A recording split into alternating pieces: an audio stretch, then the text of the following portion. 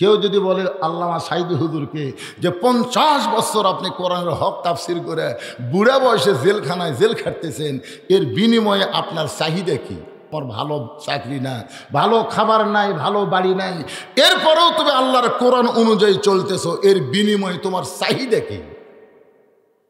এই বাংলাদেশে যারা কোরআনের আন্দোলন করে, মানুষ ঘর বাড়িতে আছে, চোর ডাকাত ছিনা টান করে ঘুরে বেড়ায়, আর তারা রাত্রেবেলা আলুর বাগুড়ের মধ্যে ঘুম পাড়ে। কয়েকদিন আগে বদলগাছিতে জামালগঞ্জ নাকি, ওইখানে একটু ডাইরেক্ট বলবার চাইছিলাম, ওরে বাবা রে, সাথে সাথে টেজের উপর আইসা চিল্লি জোরে কোন কথা ঠিক কিনা? আমি সেদিন থেকে নিয়ত করছি আপাতত ডাইরেক্ট মারবো না, এখন অ্যাঙ্গেলে মারতে হবে, জোরে কোন কি মার। আল্লাহ কোরআনে বলতেছেন যেখানে ডাইরেক্ট হবে না সেখানে হক কথা বলা বন্ধ করা যাবে না, বরং সরাসরি না মারা একটু জেঁকা করে মারো, একটু কি করে মারো, অ্যাঙ্গেল বোঝেন না, অ্যাঙ্গেল বোঝেন না, এ সোজা যায় দেখবেন মাথা এরকম বেঁকা, এর নাম কি? অ্যাঙ্গেল। ওমর ফারুক বলে, রাখাল সত্যি যদি ওমরকে দেখবার চাও তাহলে তোমাকে ফজরের নামাজ সামনে কাতারে আদায় করা লাগবে। ফজরের নামাজ সামনে কাতারে যদি আদায় করো, মেহরাবের মধ্যে যেই মানুষটাকে দেখবা ইমামতি করতেছে, ওই মানুষটি হলেন হযরত ওমর। এখন চিন্তা করেন, এই কোরআন দিয়ে যখন রাষ্ট্র চলবে তখন এমপিগিরি শুধু সংসদে করলে হবে না, মসজিদের ইমাম হওয়া লাগবে। যত বড় নেতা হবে তত বড় মসজিদের ইমামতি করা লাগবে। আমাদের বাংলাদেশের সামনে ইলেকশনে যারা ভোট লিবার আসবে, আপনারা আগে খেয়াল করে দেখবেন এরা কোনো মসজিদে ইমামতি করবার পারে কি না। ইমামতি যদি করবার না পারে, তাকে আপনার আমানত ভোট দিলে আপনি পাপী হয়ে যাবেন। আল্লাহ কোরআনে বলেছে, ইন্নাল্লাহা ইয়ামুরুকুম আন তুআদ্দুল আমানাতি ইলা আহলিহা ওয়া ইযা হাকামতুম বাইনান নাস আন তাহকুমু বিল আদল। যাকে চেয়ারম্যান বানালেন, ও যদি ঘুষ খায়, সুদ খায়, ও যদি জনগণের সম্পদ মারে খায়, ওই চেয়ারম্যান খালি একলা পাপী হবে না, হাসরের ময়দানে অনেক নামাজের গলা দেখ আল্লাহ ঝুলে দিবে সিমেন্টের বস্তা, রডের। তোকে আল্লাহ, আমি সিমেন্টের বস্তা, রড, তুই চেয়ারম্যানের ভোট দিস নি? কয় হ্যাঁ। ওই চুরি করছে, চোরের একটা অংশ তোর আমল নামাতে ইচ্ছা, তুই ওরে ভোট দিয়ে চুরি করার সহযোগিতা করছিস। ওরা একলা পাপ হবে না, তারা ভোট দিছে তারাও সে পাপের একটা অংশ পাবে। আর ভালো মানুষকে ভোট দিবেন, ও যত ভালো কাজ করবে ও একলা সওয়াব পাবে না, যারা ভোট দেবে তারাও সওয়াব পাবে। যে আয়াত পড়লাম সে আয়াতের তাফসীর। ঠিক কোন বার না কোন আমার কোন আপত্তি নেই, আপনার ঠিক করলেও ঠিক, না করলেও ঠিক। বোবা শয়তান কোনোদিন ভালো কথা বলে না, জোরে কোন কথা ঠিক কিনা? এইবার একটু হয়েছে মাইক এরকম পটপট করে কেন? লিল্লাহে তাকবীর। একটু মনোযোগ দিয়ে শুনবেন। ওমর ফারুক বলে, রাখাল সত্যিই যদি হযরত ওমরকে তুমি দেখবার চাও তাহলে ফজরের নামাজ তোমাকে সামনে কাতারে আদায় করা লাগবে। সামনে কাতারে যদি ফজরের নামাজ আদায় করো তাহলে মেহরাবের দিকে লক্ষ্য করে দেখবা যেই মানুষটা ইমামতি করতেছে ওই মানুষটি হলেন হযরত ওমর। রাখাল ছোট বাচ্চার মতন কান্দে। ওমর ফারুক বলে, রাখাল কান্দো কেন? বলে, কান্দার কারণ হলো আমি বারান্দায় নামাজ পড়ি, আমি মসজিদের বারান্দায় নামাজ পড়ি, আমি মসজিদের ভিতরে ঢোকার সাহস পাই না, কারণ মসজিদের মধ্যে দামি দামি সাহাবি, ওই দামি দামি সাহাবের মধ্যে আমি অধম রাখাল কেমনে যাই? ওমর ফারুক মুসকে হাসিতে বলে, ভাইজান মসজিদের মধ্যে দামি দামি আর তুমি কম দামি, এই কথা তোমারে বুঝাইল কে? আল্লাহর আইন হলো ইন্না আকরামাকুম ইনদাল্লাহি আতকাকুম। ওই ব্যক্তি সবচাইতে দামি হয় যার কলিজার মধ্যে আল্লাহর বেশি ভয়। আপনারা কি মনে করতেছেন আপনার বিছনাত বসে আছেন আর আমি চেয়ারত বসে আছি? আপনারা কম দামি আর আমি দামি না, এক না। হাসরের ময়দানে হয়তো দেখা যাবে আমার জিহ্বার মধ্যে আল্লাহ বসি লাগায়া জাহান্নামের ফেরেশতা আমাকে টানে টানে জাহান্নামে নিয়ে যাচ্ছে, আর আপনারা জান্নাতে যাচ্ছেন। তখন আপনারা বলবেন, আল্লাহ এই হুজুরের ওয়াজ শুনে আমরা আমল করে জান্নাতে যাচ্ছি, আর হুজুর জাহান্নামে যাচ্ছে কেন? তখন আল্লাহ বলবে, লিমা তাকুলু মা লা তাফালুন। এ বক্তার কথার সাথে আমলের মিল ছিল না। আমি ওয়াজ যখন প্রথম শুরু করি, তখন তো আমার এই গাড়ি আসছিল না, আমি কোনো মতে বাসে আসে ওয়াজ করতাম। এ মাইক কি হয়েছে? দেখো বাবা, মাইক আলা কুটিরে দেখো, ওই জায়গায় শব্দ হচ্ছে না। তো ওয়াজ শেষ করার পরে, আমার যখন ওয়াজ শেষ, তখন আমাকে একটা ঘরের মধ্যে রাখলো। আমি ঘরে কপাট লাগা দিয়ে, হয়নি না, কেউ শুনবে না, তাহলে তো হবে না। হয়েছে? আচ্ছা বাবা, একটু মনোযোগ দেন। তো ঘরের দরজা বন্ধ করে আমি শুয়ে আছি, প্রথম জীবনে ওয়াজ। ইতিমধ্যে কিছুক্ষণ পরে এক লোক এসে দরজা ঠক ঠক করে। তা আমি মনে করছি হয়তো টাকা দিবার জন্য এসে। আসলে বক্তা করে ওয়াজের সাথে সাথে টাকা দিলে বক্তাকে ঘুম ভালো হয়, আর যদি টাকা না দেন তাহলে সারা চিন্তা করবি দিবি কি দিবি না। যাই দেন এ পকেটের উপর থুয়ে ঘুম ভালো হয়। আমি দরজা খুলে দেখি একটা মানুষ। আমি বললাম, কে ভাই, আপনি কমিটির কে? ভাই হুজুর, আমি কমিটির কেউ না, আমি আপনার সাথে থাকবো। আমি বললাম, আমার সাথে থাকবো মানে? বলে, আমার বাড়ি অনেক দূর হুজুর, আপনারা শুনবার আইছি, এখানে আমার কোনো আত্মীয় স্বজন নাই, এজন্য আপনার কাছে আমি একটু থাকতে চাই। আমি তখন বললাম, পাগল, তুই হলি শ্রোতা, আমি হলাম বক্তা শ্রোতা একসাথে থাকা জায়েজ নেই। আমাকে বলে, হুজুর আমি কোথায় যাবো? হুজুর আমার তো জায়গা নেই। তো যাই হোক, আর কথা শুনে আমি থাকতে দিলাম। ঘরের মধ্যে নিচে বিছনা আছে, আমি বললাম, শো, এখানে ঘুমা। আমি ঘুমাইছি, ওরে ঘুমাতে খোয়া। ঘুম থেকে চেতন পাইছি, দেখে আমার গাঁত ল্যাপ নাই। আমি কইলাম, কে রে, ঘুমের মধ্যে ল্যাপ কি পড়ে গেছে নাকি? তাকায় দেখি ওই অর্ধেক ল্যাপ নিচে দিছে, অর্ধেক উপরে দিছে। অর্ধেক ল্যাপ নিচে দিছে আর অর্ধেক উপরে দিয়ে। আমি চিন্তা করলাম, কে রে, আমার ল্যাপ কখন নিল রে? আমার ব্যাগের মধ্যে একটা চাদর আছে এরকম, ওই চাদর বার করে আমি গাওয়াত দিলাম। ফজরের নামাজের পরে লোকটা যখন চলে যাচ্ছে, আমি ডাকতে বললাম, ভাইজান আপনি কোথায় যাচ্ছেন? বলে, হাত মুখ ধোবার যাচ্ছি। আমি বললাম, বাড়ির যাবেন না? নাস্তা করে দেবো। আপনি নাস্তা খাবেন, আমি না খেয়ে দেবো? যখন নাস্তা দিল, আমি যা খাই আমার তো ডবল খায়। যখন বিদায় নিচ্ছে তখন আমাকে বলছে, হুজুর যাই। তুমি মস্ত বড় বেয়াদব, আমার ল্যাপ তুমি কাইলা নিয়ে অর্ধেক নিচে অর্ধেক উপরে যে ঘুম পারলাম মিয়া। তখন কয়, হুজুর আমি বেদব না আপনি বেদব? আপনি ওয়াজ করতে করতে বললেন যে রাখালকে হযরত ওমর উঠের পেটে চড়ে দিছে, আর ওমর রশি ধরে টানে টানে জেরে জন্মে গেছে। অর্ধ পৃথিবীর খলিফা যদি মাটির নাম্বার পারে, আর রাখালকে যদি উঠের পেটে তুলে দেবার পারে, তাহলে আপনি কেমন বক্তা? একলা থাকেন, হামাক লিবার পারেন না? আমি কি জনগণ কম? আমি জোড়হাত করে বললাম, ভাই যা ঘরের মধ্যে হসে এটা খোয় না ভাই। আসলে আমরা অনেক বক্তা ওয়াজ করি কিন্তু আমল করি না, এই জন্য আমাদের বিপদ বেশি না কম? আল্লাহ বলবেন, লিমা তাকুলু মা লা তাফালুন। বক্তা ওয়াজ করে আমল করে না, এই কারণে বক্তা জাহান্নামে যাবে, শ্রোতারা আমল করার কারণে জান্নাতে যাবে। তখন আপনারা বলবেন, আল্লাহ যে হুজুরের ওয়াজ শুনে আমরা জান্নাতি হলাম, ওই হুজুরকে কি জান্নাত দেওয়া যায় না? আল্লাহ বলবেন, অলা তাস্তাহি আনফুসুকুম, রে শ্রোতারা তোদের কারণে ওই জাহান্নামী বক্তাকে আমি আবার জান্নাত দিয়া দিলাম। ওমর ফারুক বললেন, রাখাল তুমি বারান্দায় নামাজ পড়ো আর ভিতরে নামাজ পড়ে, তুমি বলতে তো ভিতরে যারা দামি দামি তুমি কম দামি, এই কথা তোমারে কে বুঝাইলো? বরং সবচাইতে ওই ব্যক্তি দামি হয় যার কলিজার মধ্যে আল্লাহর বেশি ভয়। বরং সামনে কাতারে নামাজ পড়ো। রাখাল বলতেছে, পথিক আজকে ফজর এশার নামাজ পড়ে আর বাড়ির যাব না। ওমর ফারুক বললেন, রাখাল ভাই এশার নামাজ পড়ে কেন বাড়ির যাবা না? রাখাল বলতে যে এশার নামাজ পড়ে যদি বাড়ির যাই তাহলে ফজরের নামাজ সামনে কেমনে পাবো?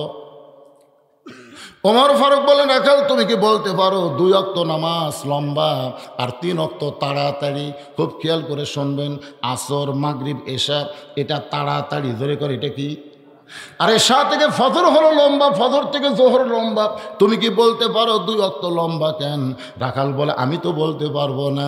ওমর ফারুক বলে, তাহলে শোনো, ফজর থেকে জোহর আল্লাহ লম্বা সময় দেওয়ার কারণ হলো খেতে খামারে বান্দা কাম করবে, চাকরি বাকরি করবে, ব্যবসা বাণিজ্য করবে, এইগুলা করতে গিয়ে বান্দার দেহের যে ক্ষয় হবে, ব্রেনের যে ক্ষয় হবে, এশা থেকে ফজর লম্বা সময় দেওয়ার কারণ হলো ওই লম্বা সময় যদি ঘুম পাড়ে আল্লাহ ঘুমের মাধ্যমে সব ক্ষয় পূরণ করে দিবে। তাহলে এশা থেকে তুমি যদি ফজর ধরবার চাও, এই লম্বা সময়ে তোমার চোখত কি ঘুম ধরবি না? রাখাল বলছে, ঘুমটা যদি ধরে মসজিদের মধ্যে ঘুমাইয়া যাব। যেই বলছে মসজিদের মধ্যে ঘুমাবো, উমর ফারুকের চেহারা রক্তের মতো লাল হয়ে গেছে। রাস্তাতে গেলে শয়তান কয়দিন যায় না? এই শয়তানি কথা শুনে, এটা কিন্তু শয়তানি কথা। মসজিদের মধ্যে ঘুমাবো এটা কিন্তু শয়তানি কথা। কি এদের এখন কি কথা? কথা কয় না কে? কি কথা? মসজিদে ঘুম পড়ার জায়গা? আরে ঘুম তো দূরের কথা, ওরা 3 জন 4 ফ্যান দিয়ে গল্প করতেছে, 1-1 ঘন্টা হয় গল্প ছাড়ে না। ফেরেশতা বলে, আল্লাহ সবাই নামাজ পড়ে বাড়িতে গেল, এই 3 জন যে 4 ফ্যান ছাড়া গল্প করে, এর কি রেজাল্ট কি? আল্লাহ বলতেছে, নামাজের পরে যতক্ষণ মাথার উপর ফ্যান ঘুরিছে, যতক্ষণ ওই ফ্যানের বিল এই 3 জন আলাদাভাবে না দেওয়া পর্যন্ত জান্নাতে যাওয়ার পারবে না। কারণ মসজিদ ওর বাপের ঘর না, ইচ্ছা মতো ফ্যান ঘুরাবি। কথাগুলো খেয়াল করছেন? মসজিদ কার ঘর? আরো জোরে বলেন, কার ঘর? ওমর ফারুক বলে, রাখাল আজানের গুরুত্ব দিও। এতদিন রাখাল নামাজ পড়েছে বারান্দায়, কিন্তু আজকে নামাজ পড়বে সামনে কাতারে। যেই মাত্র ফজরের আজান দিয়েছে, আজান দেওয়ার সঙ্গে সঙ্গে রাখাল বের হয়ে একে ছুটে ছুটে মসজিদ দিকে আসতেছে।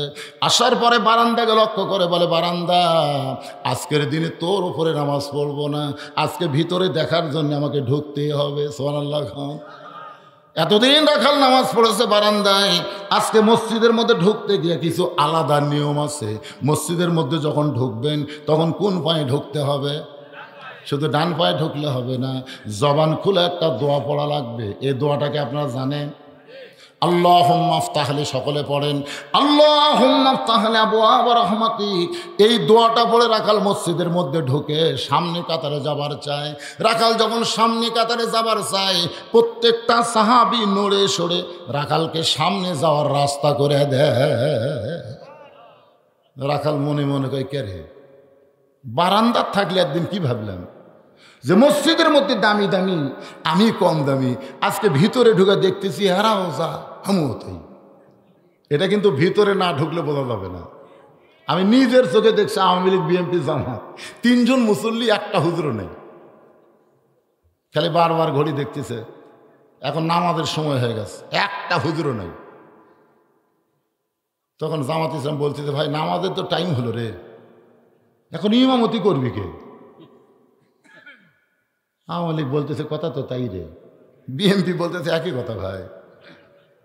তখন জামাত ইসলাম বলতেছে, একটা কাম করা হোক, তোমার দল এখন ক্ষমতাতে আছে, তুমি সামনে যাও। আওয়ামী লীগ বলতেছে, জোড়া হাত করে বলতেছে, ভাই ওই সামনে আমাকে যাবার কোশ না, আমি মাঝে মধ্যে নামাজ পড়ি, কিন্তু সামনে আমি কোনোদিনও যাইনি। বিএনপি বলতেছে, খুব বেশি পারলে আকামত দিবার পারি, আমি সামনে যাবার পারি না। জামাত বলতেছে, তোরা যদি চাস তাহলে আমার আপত্তি নাই। আওয়ামী লীগ বলতেছে, তাহলে সামনে যা। এখন জামাত ইসলাম সামনে যা বলতেছে, ভাই তোরা যে নিয়ত করবি, নিয়তের মধ্যে কি বলবি? একতে দায়িত্ব বেহাজাল ইমাম কবি না রাজাকার কবি? আওয়ামী লীগ কয়, তুই পাগল নাকি রে, বাইরের কথা তুই ভিতরে কোষ করে, তুই রাজাকার, আমি আওয়ামী লীগ, ওই বিএনপি, এটা হলো বাইরের কথা। আর ভিতরের কথা হলো আমরা 3 ভাই একসঙ্গে জামাত করতে চাই। ধরে কেন সুবহানাল্লাহ। বাইরে যা ভিতরে তা নয় তো। বউ খালি কয়, কি ভিক্ষা করো? হ্যাঁ, 2 দিন ভিক্ষা না করলে আর থাকে না। স্বামী কয়, মানুষ ভিক্ষা দেয় না রে, খালি কয় মাফ করো, মাফ করো। বউ বলতে, শোনো এমন একটা কথা বলি, মনোযোগ দিয়ে শোনো। বলে, কি কথা? বলে, বাদশাহ শাহজাহানের দরবারে যাও, খালি কান্দে কান্দে যদি বলবার পর এমন ভিক্ষা দেওয়া দিবি আর ভিক্ষা করা লাগবে না। বইয়ের কথা মতো ফকির বাদশাহ সাজানের দরবারে গেছে, যা দেখে বিশাল দরজাতে একজন লাঠি নিয়ে খাড়া হয়ে আছে, লাঠি। ফকির কয়, কে রে, জীবনে বহু দরজাত গেলাম রে, এরকম লাঠিওয়ালা মানুষ তো দেখিনি। ফকির যখন দরজার দিকে আসতেছে, দারোয়ান লাঠি তুলছে, কি এদিকে আসিস কেন?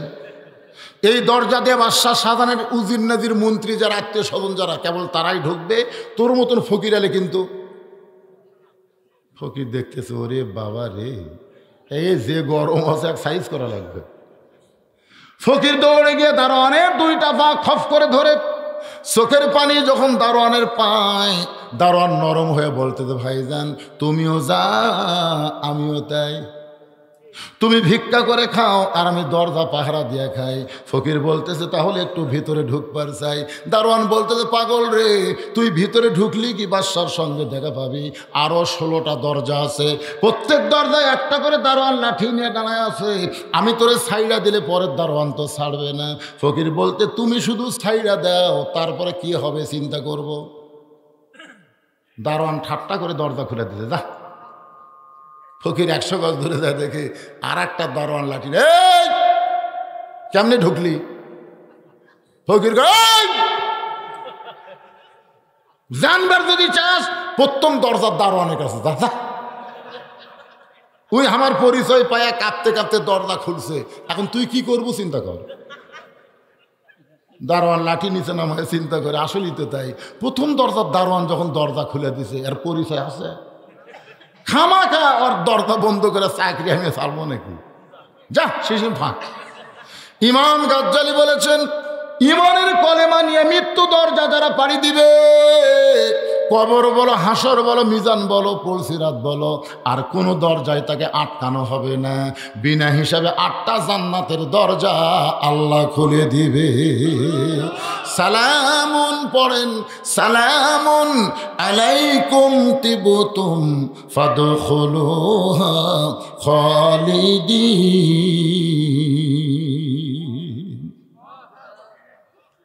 আপনাকে এলাকাতে আল্লাহু আকবার কয় না নাকি রে? তো প্রধানমন্ত্রী বলতেছে, বাবাজি এত দরজা পাড়ি দিয়ে কেমনে আসলেন? ফকির বলতেছে, বাদশাহ শাহজাহান কোথায় সেটা কত? প্রধানমন্ত্রী চুম করছে, ওরে বাবারে, আমরা যার নাম জীবনে ধরি না, আমরা বলি সম্রাট, আমরা বলি জাহাপনা, আর এই বেটা কয় বাদশাহ শাহজাহান। এই বাদশাহ শাহজাহান নিকটতম কেউ হবে, এত দরজা পাড়ি দিয়ে যখন ঢুকছে, এক ফকির মনে করলে আমার কবিরা গুনাহ হবে। প্রধানমন্ত্রী বলতেছে, ওই যে ছোট্ট ঘর, ওখানে যান। এবার ফকির ছোট্ট ঘরের কাছে গিয়ে দেখে দরজা বন্ধ, একটা জানালার পাল্লা খোলা, সেই পাল্লা দিয়ে ভিতর দিকে লক্ষ্য করে দেখে গোটা ঘরের মধ্যে মাত্র একজন মানুষ এভাবে 2 হাত তুলে কাঁদতেছে আর বলতেছে, ও বাদশাহ, বাদশাহ, তোমার দরবারে আমি ফকির। তাবারাকাল্লাযী বিয়াদিহিল মুলক ওয়া হুয়া আলা কুল্লি শাইইন কাদির। তোমার দরবারে আমি ফকির। ফকির কয়, কে রে? বইয়ের বুদ্ধি শুনে আমি আসলাম ভিক্ষা বেশি পাওয়ার নিয়তে। আয়সা দেখে এই বেটা ফকির ফকির করে যে হারে কাঁদতেছে, এটা মনে গজবের এলাকা। যেখানে বাদশা ফকির হয় সেখানে আমার মতন ফকিরের তো পাওয়ার কিছু নেই। এটা গজবের এলাকা, এখানে থাকাই চলবে না। যখন যে হারে কাঁদতেছে আমার অবস্থা আরও খারাপ। ফকির বের হয়ে যাচ্ছে, যাওয়ার সময় প্রথম দরজা দারোয়ান বলতেছে, বাবাজি বাদশার দেখা পাচ্ছেন? ফকির ভিক্ষা না পেলে খুশি হয় না, রাগ করে। এমনি তো কি ক্যাপাসিটি করে ঢুকছে, তারপর আবার বলতেছে বাদশার সাথে দেখা হচ্ছে। ফকির চিল্লা বলে, দারোয়ানের বাচ্চা দারোয়ান, এই খালি দরজা পাহারা দিয়ে খাস, ভিতরের খবর জানিস? খালি দরজা পাহারা দিলে হবে না, ভিতরের খবর জানা লাগবে। তোমরা যাকে প্রধানমন্ত্রী বলে, দেশ নেত্রী বলে, মানুষ কুল্লা বলে পূজা করতেছো, একবার ভিতরে ঢুকে দেখো তোমাদের প্রধানমন্ত্রী 2 হাত তুলে আল্লাহর কাছে ফকুন্নি ফকুন্নি বলে কাঁদতেছে। ধরে কোন কথা ঠিক না? সব কিছুর মালিককে, খালি দরজা পাহারা দেশ, ভিতরের খবর জানিস? তোরা তাকে বাদশা বাদশা বলে পূজা করতেছিস, আমি নিজের চোখে দেখে আসলাম ফকির হয়ে কান্দিছে। দারোয়ান আরও দরজার দারোয়ানকে বলতেছে আয় আয়। বলে কি জন্যে? বলে দরজা পাহারা দিয়ে লাভ নেই, ভিতরে মৌলবাদী রাজাকার ঢুকছে। আয়! সমস্ত দারোয়ান একত্র হইয়া কেউ ফকিরকে লাত্তি মারে, কেউ কিল মারে, কেউ খুশি মারে। ফকির চিল্লায় বলে আরো মার, আরো মার। দারোয়ানগুলো বলতেছে আরো মার কেন? বলে নকলের কাছে সে আমি আসলের খবর পাইছি। আমি নকল বাদশার কাছে সে আসল বাদশার খবর পাইছি। সে আসল বাদশাকে আরো জোরে। ভাইজান একটু ভিতরে না ঢুকলে আসল খবর জানা যাবে না। ফকির বাহির থেকে মনে করেছিল বাদশাহ শাহজাহান, কিন্তু ভিতরে ঢুকে দেখলো বাদশাহ শাহজাহান বাদশাহ না, বাদশাহ হলো আমার আল্লাহ। এতদিন দারোয়ান মনে করেছিল ভিতরে দামি দামি সাহাবি, কিন্তু আজকে ভিতরে ঢুকে দেখতেছে ওরাও জাহামিও তাই। সামনে যাবার চাইলে কেউ আটকায় না, কয় যা। দারোয়ান রাখাল যাইতে যাইতে একেবারে সামনে কাতারে, সুবহানাল্লাহ। মেহরাব বরাবর উমর ফারুককে দেখার জন্যে মেহরাব বরাবর দ্বিতীয় কাতারে ফজরের 2 রাকাত সুন্নত নামাজ আদায় করলেন। ফজরের নামাজের পূর্বে 2 রাকাত সুন্নত রাসূল বলেছেন আসমান জমিন বিক্রি করলে যত দাম হবে ওই দামের টাকা যদি তুমি দান করো এর চাইতে বেশি সওয়াব ফজরের 2 রাকাত সুন্নতে। খালি সুবহানাল্লাহ করলে হবে না, আজকে ওয়াজের পরে ফজরের নামাজ পড়া লাগবে। মাগরিব এশা কারা কারা পড়েন নি হাত তোলেন, এটা বলবো না, কিন্তু আমার ওয়াজ শোনার পরে আজকে ফজরের নামাজ কারা কারা পড়বেন না তারা হাত তোলেন তো দেখি। না, যারা পড়বি না তারা পড়বেন না, এই পড়বে না, বুঝবার সামনে বসেই বোঝেনি তাহলে হলো। ভাইজান এখন এর মধ্যে মারিফতের পেঁয়াজ আছে। যাই হোক, আল্লাহ কবুল করুক, জোরে কান আমিন। একটু মনোযোগ দিয়ে শুনবেন। ফজরের নামাজের পূর্বে 2 রাকাত সুন্নত নামাজ পড়ে রাখাল চুপটি করে বসে আছে। এমন সময় একজন সাহাবী মসজিদের মধ্যে ঢুকে দেখে জায়গা দখল। যেই সাহাবী মসজিদের মধ্যে ঢুকছে সে সাহাবীর নাম হলো ওসমান গনি। জোরে কান নাম কি? ওসমান গনি। ঢুকে দেখে জায়গা দখল, আমার জায়গাত কে যেন বসে আছে। ওসমান গনি চিন্তা করে আমার জায়গাত কে রে? আপনাদের কাছে ফতুয়া তালাশ করতেছি, মসজিদের মধ্যে কারো জায়গা কি নির্দিষ্ট আছে? কিন্তু ওসমান গনি কথা বলার পেছনে কারণ আছে। কারণটা হলো আল্লাহ রাসূল বলেছেন আমি যখন ইমামতি করব আমি বরাবর পিছনে যিনি নামাজ পড়বে তার নাম আবু বকর। আবু বকর যখন ইমামতি করবে আবু বকর বরাবর পিছনে যিনি নামাজ পড়বে তার নাম ওমর। উমর যখন ইমাম হবে উমর বরাবর পিছনে যিনি দাঁড়াবে তার নাম হলো ওসমান। ওসমান যখন ইমাম হবে ওসমান বরাবর পিছনে যিনি দাঁড়াবে তার নাম হলো আলী। আলী যখন ইমামতি করবে আলী বরাবর পিছনে। এ কথা বলে রাসূল কারো নাম কয় না। সাহাবের বললেন এ রাসূলুল্লাহ, হযরত আলী যখন ইমামতি করবে আলী বরাবর পিছনে কে দাঁড়াবে? রাসূল চোখের পানি নিয়ে বললেন মা ইয়ান্তিকু আনিল হাওয়া ইন হুয়া ইল্লা ওয়াহয়ুন ইউহা। আমি রাসূল বলতে পারি না যতক্ষণ আমার আল্লাহ না বলাই। এই পর্যন্তই বলার হুকুম পাইছি, এই পর্যন্তই হলো খোলাফায়ে রাশেদা। সুবহানাল্লাহ, জোরে কর না কেন? তাহলে উমর ফারুক যখন ইমাম হবে উমর ফারুক বরাবর পিছনে কে? এতক্ষণ কি শুনলেন? নাম কি? কিন্তু আয়সা থেকে জায়গা দখল। ওসমান গনি দেখে রাখালের পাশে একটু ফাঁকা জায়গা আছে, ওই ফাঁকা জায়গার মধ্যে তিনি ফজরের 2 রাকাত সুন্নত পড়ে রাখালের দিকে 3 বার তাকাছে। 3 বার। ধরে কোন কয়বার? একবার তাকাতে রাখাল, 2 বার তাকাতে রাখাল, 3 বার যেই তাকাছে রাখাল লাভ দুটো বলতে চাই এই বারবার আমার দিকে কি দেখিস মিয়া? মূর্খ মানুষের দিকে যদি বারবার তাকান ওই খুশি হয় না রাগ করে? রাখাল লাভ দুটো বলে এই বারবার কি দেখিস রে? ওসমান গনি লাভ দুটো বলতে তো ভাই জানি এত রাগ করছো কেন? তোমার পরিচয় কি? বলে আমার পরিচয় হলাম রাখাল। যেই বলছে আমার পরিচয় রাখাল, ওসমান গনি মুচকি মুচকি হাসতেছে।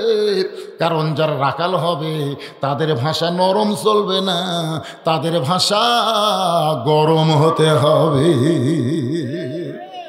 ওসমান গনি মুচকি মুচকি হাসতেছে, জাগরে আসল লোকের দেখা পাচ্ছি। সুবহানাল্লাহ। আল্লাহ রাসূল বলেছেন কিয়ামত পর্যন্ত আমার উম্মতদেরকে আল্লাহ রাখালের দায়িত্ব দিয়ে প্রেরণ করেছে, রাখালের দায়িত্ব।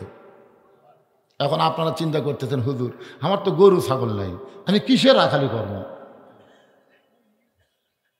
আমার তো গরু ছাগল নাই, আমি কিসের রাখালি করব? আপনি চোখ বন্ধ করে দেখেন, আছে। সবাই চোখ বন্ধ করে দেখেন, আছে। আছে। আপনার বাড়িতে ৪৫ বছরের একটা গাভী আছে নাই? আমার বাড়িতে একটা আছে ৪৫ বছরের গাভী, মানে আমার বউ। আপনার চোখ বন্ধ করে দেখেন, আপনার বাড়িতে ২২ বছরের একটা আইডিয়া আছে।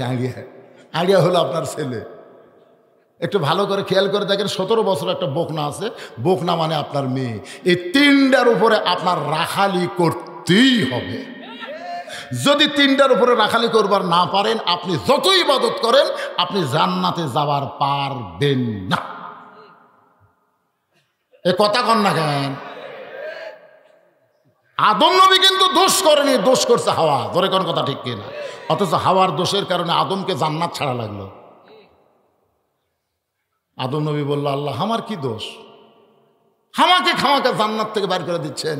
আল্লাহ কয়, আদম তোর বড় দোষ হলো তোর বউ কি করছে তুই খেয়াল করিসনি। তোর বউ গন্ধম গাছের কাছে কখন গেল? আদম কয় আমি খেয়াল করিনি। হাওয়া কখন গন্ধম ফল পারলো? আমি খেয়াল করিনি। হাওয়া কখন গন্ধম খালো? আমি খেয়াল করিনি। তো বিয়ে করছো তুই, খেয়াল করবো আমি? এখন স্বামী হিসাবে আপনার ৪৫ বছরের গাভীকে খেয়াল করার দরকার আছে না? এ কথা কর না কেন? গাভী ঠিক মতো দুধ দেয় কিনা? হ্যাঁ, এই দুধ মানে কোন দুধ একটু চিন্তা করে বোঝেন ভাইজান। এশার নামাজ আপনি মসজিদে বললেন, আপনি নিয়ত করেছেন বাড়িতে গিয়ে দেখবো আমার বউ জায়নামাজের উপরে নামাজ পড়ে তসবিহ পড়তেছে। এই নিয়তকের বাড়ি ঢুকে দেখেন আপনার গাভী স্টার জলসা দেখতেছে, স্টার জলসা। লো করে কেরে আপনার ২২ বছরের ছেলে সারাদিন ঘরে এমন একটা ফুল প্যান্ট পরে যেইটা পরে বসা যায় না। ওই ছেলে যতবার দিনে পেশাব করছে, দাঁড়ায় পেশাব করছে। আপনার বলেন তো, দাঁড়ায় পেশাব করলে পেশাব কি ঠিক মতো নিংড়ে? পেশাব যে সেন্টটা নিচে পেশাব টপ টপ করে পড়ে ওর নিচের আন্ডার প্যান্ট, নিচে যে প্যান্ট থাকে ওটা ভিজে গেছে, পেশাব দিয়ে ভিজে গেছে। ছোটবেলায় পেশাব করলে করে কান্না উঠতো, মা দৌড়ে এসে বলতো আমার সোল পেশাব করছে রে, এই সোল খুব ভালো রে, পেশাবের উপর থাকে না রে। পাশা মুছে দিয়ে আবার নতুন একটা কাপড় দেয়। আর ওই যে সকালবেলা শুরু করছে পেশাব করা, সন্ধ্যা পর্যন্ত 5 বার করছে, প্রত্যেকবারই আদি ছটাক করে পেশাব টপ টপ করে পড়ছে। পরে আন্ডার প্যান্ট ভিজে গেছে, ওটা আবার ওই যন্ত্রের তাপে শুকে গেছে। শুকে গেলে কি হয় ভাই, ওর ব্যাকটেরিয়া তোর মরে না, ব্যাকটেরিয়া খালি কিলবিল কিলবিল কিলবিল করতেছে। ওই ব্যাকটেরিয়া ওই পেশাবের যন্ত্র দিয়ে স্যাদা ভিতরে ঢুকে গোড়ার যে সূক্ষ্ম সূক্ষ্ম রগ আছে, এই রগগুলো কামড়া ধরে কাটিয়ে দিছে। আর এই যন্ত্র বাইলিয়া মাছের মতন হসে। এখন দেওয়ালত যায় কলিকাতা হারবাল পোস্টার দেখতেছে। ধরে কোন কথা ঠিক কিনা? এই রাখাল, আপনার 22 বছর আড়িয়া কি করতেছে আপনার খেয়াল করা লাগবে না? আপনি ছেলের সুস্থতার জন্য ৬,০০০ টাকার কম্বল কিনে দিচ্ছেন, শীতে যেন আমার ছেলে কষ্ট না পায়। কিন্তু ছেলের বদ অভ্যাস হলো চোখে মুখে কম্বল দিয়ে ঘুম পাড়ায়। মা বলতেছে তোমার ছেলে মরবি, নিঃশ্বাস আটকে, দেখো তো কিভাবে ঘুমাইছে। বাপ কয় আসলে তো আমি খেয়াল করিনি, এত ওজনের কম্বল, যাই একটু টান দিই। মা কয় যাও আস্তে আস্তে যাও, ঘুমিয়ে যান, ক্ষতি না। বাবা আস্তে আস্তে যায়, কম্বল টান দিয়ে দেখে বউ কয় কে রে, স্বামী করতেছে, সোল মরলো নাকি? কাছে কে বলতেছে কি হয়েছে? ঘরের মধ্যে বলবো না, বেড়াস ছাওয়াল কি মরছে? কয় মরেনি, আর ইমান মরছে রে। ওই ঘুম আসেনি, চোখে মুখে কম্বল দেয়, ভিতরে মোবাইল সেট করছে। হায় হায়, মোবাইলের মধ্যে কি দেখতেছে? এ আইডিয়া রে, আইডিয়া আইডিয়া কি করতে জানে? আপনার 17 বছরের বকনা মেয়েটা হাইল পরে গোটা পাড়া ঘুরতেছে। এই ফরিদপুরের একটা যুবককেও সে মেয়েটা ভালো রাখে নাই, খালি ঘরে পরিমণির মতন, কখনো অন্যা এইরকম দেয়, কখনো অন্যা ঘুরে এইরকম দেয়। ছেলেরা দেখতে দেখে লাইট জ্বলতেছে। একটা খারাপ মেয়ের জন্য গোটা পাড়ার যুবকেরা স্বপ্ন দোষে জীবন নষ্ট করতেছে। আপনার মেয়েটার উপরে আপনার রাখালি করার দরকার আছে না নাই? জোরে কর, আছে না নাই? বাজান আমার মা বোনেরা যারা পর্দার অন্তরালে মা, আপনাদের জন্য আমার ওয়াজ হলো, আপনারা নামাজ কম পড়েন, রোজা কম করেন, কোনো অসুবিধা নেই, কিন্তু আপনাদের পর্দাটা বেশি খেয়াল করা লাগবে। কারণ মেয়ে মানুষেরা যদি পর্দার আমলটা ঠিক মতো করতে পারে, খাতুনে জান্নাত ফাতেমার সঙ্গে আল্লাহ তাকে জান্নাত দিয়া দিবে। পাশের থিওট গ্রামে আমি মা ফাতেমা নিয়ে অনেক ওয়াজ শোনাইছি, আজকে আর শোনাবার পারতেছি না, তবে কিছু কথা আমি ওয়াজের শেষের দিকে মা বোনদের জন্য বলবার চাই। এবার চিন্তা করতেছে হজরত ওসমান রাখাল হওয়ার কারণে গরম হয়েছে, বলতেছে ভাইজান আজকে আপনাকে সামনে কাতারে দেখতেছি, কোনোদিন তো সামনে কাতারে দেখি নাই। রাখাল চিল্লায় বলতে সামনে কাতারে কেন আসবো? আমি মসজিদের বারান্দায় নামাজ পড়ি, আজকে সামনে কাতারে আসার কারণ হলো দেখার জন্য আইছি। আজকে দেখা হয়ে গেলে আর আমি সামনে কাতারে থাকবো না। ওসমান গনি বলে ভাইজান আজকে আপনার দেখা হবে, তার গ্যারান্টি কি? রাখাল বলতেছে আমার চোখের পাওয়ার ভালো আছে। ওসমান বলে ভাই রে, কয়েক বছর হলে সামনে কাতারে নামাজ পড়ি, এখন পর্যন্ত দেখবার পাইলাম না। রাখাল বলে হয়তো তোমার চোখের সমস্যা আছে। ওসমান গনি কয়েক বছর সামনে কাতারে নামাজ পড়ে দেখতে পাইল না। ওসমান গনি সামনে কাতারে নামাজ পড়ে আল্লাহকে দেখার জন্যে। জোরে কোন, কাকে দেখার জন্যে?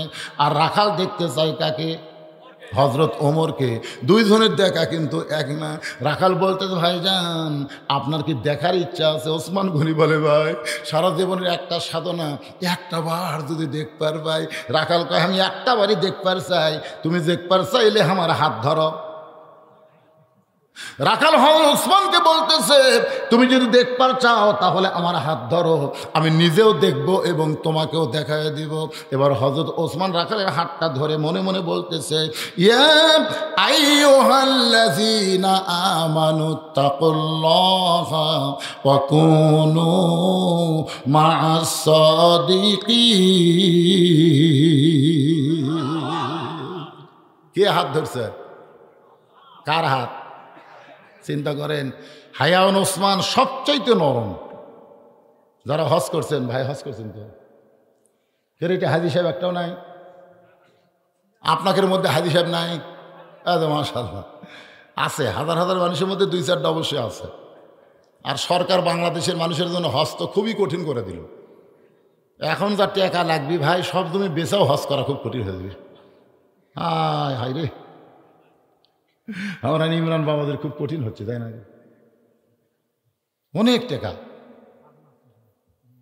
আমি প্রথম যখন হজ করতে গেলাম, প্রথম 11 সালে, আমি জান্নাতুল বাকি জিয়ারত করতে ঢুকতেছি। জিয়ারত ওখানে দরজায় লেখা আছে হাজার হাজার সাহাবী এই জান্নাতুল বাকির মধ্যে শায়িত আছে। যেরকম সুবহানাল্লাহ, সাহাবী রে সাহাবী, সুবহানাল্লাহ আসতে গেলেন।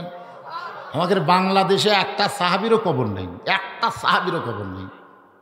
অধিকাংশ কবর আমাদের বাংলাদেশের মাজার ভুয়া। আমি কুমিল্লা এলাকা দেখছি একটা মাজারের নাম হলো লেদা শাহ।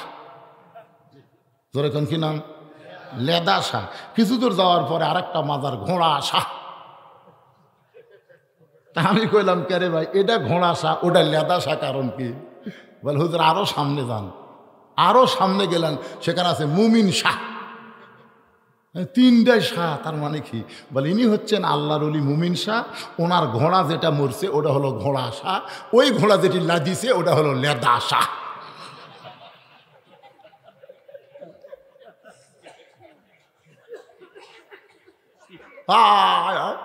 লেদা শাহটা কি ভক্তি ভাই, ওটি ঘোড়া লাদিছে সেটাই লেদা শাহ আছে, ওটি ঘোড়া মরিছে ওটা হলো ঘোড়া শাহ।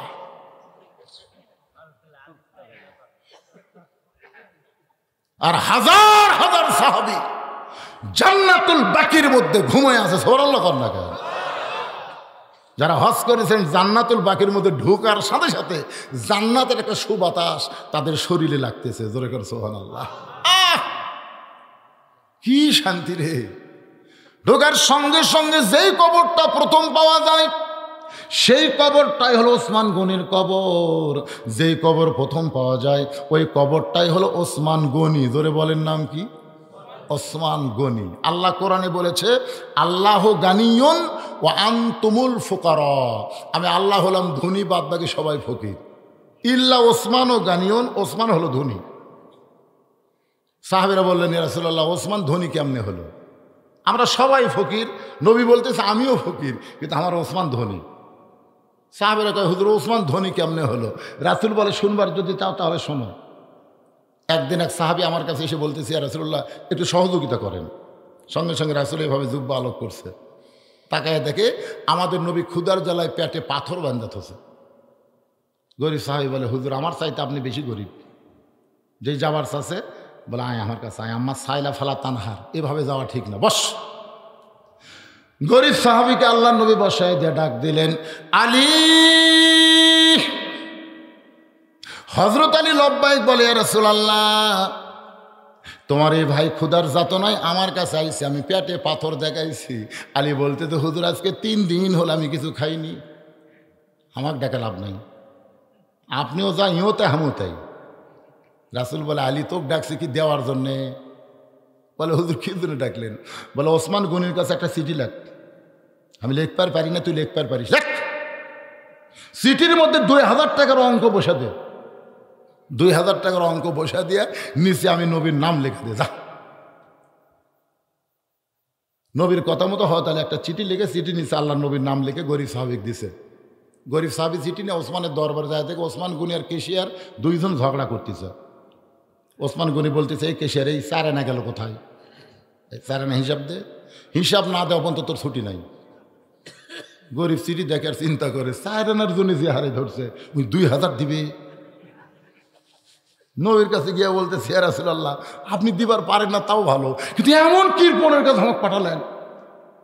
বলে খবর কি? বলে 4 আনার জন্য কেশরক ছাড়েনি, তুমি চিঠি দিছা দেওয়ার পরিবেশই পাইনি, আবার যা। নবীর কথা মতো সাহাবী আবার এসেছে ওসমান গনির দরবারে।